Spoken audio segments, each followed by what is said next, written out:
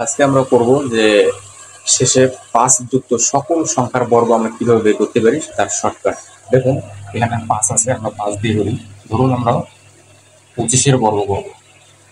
২৫-এর বর্গ করলে আমরা সবসময় একটা জিনিস মনে রাখবো, যে সংখ্যাগুলোর শেষে ৫ থাকবে সেগুলোর বর্গ করতে গেলে আমাদের সর্বপ্রথম আমরা শেষে ২৫ বসিয়ে নিব, অর্থাৎ সবসময় তাদের শেষে ২৫ হবে। ৫ যুক্ত যেগুলো বর্গ করবো যে সংখ্যাগুলোর, সেগুলো উত্তরের শেষে কিন্তু ২৫ হবে।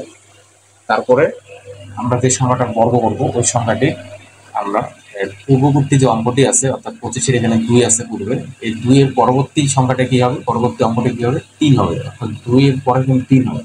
এই ৩ এর সাথে আমরা ২ এর গুণ করে দেবো, গুণ করে যা হবে সেটা আমরা এখানে সামনে বসিয়ে দেবো। ২৫-এর বর্গ ৬২৫। চলুন আরেকটা প্র্যাকটিস করি। ধরুন আমরা ৬৫-এর বর্গ করবো।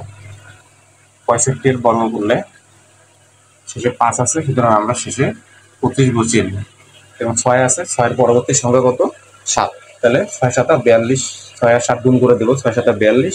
তাহলে আমরা এখানে ৪২ বসিয়ে দেব। ধরুন আমরা করবো হচ্ছে ৭৫। ৫ আছে, তো আমরা শেষে সবসময় ২৫, এটা মনে রাখতে হবে। তাহলে ৭ আছে, ৭-এর পরবর্তী সংখ্যা কত, ৭-এর পরবর্তী সংখ্যা কিন্তু ৮। তাহলে ৭ ৮ ৫৬, এখানে হবে ৫৬। এইভাবে সব সংখ্যার যে কোনো সংখ্যার বর্গ আপনারা শর্টকাটে করে নিতে পারবেন শেষে ৫ যুক্ত সংখ্যা।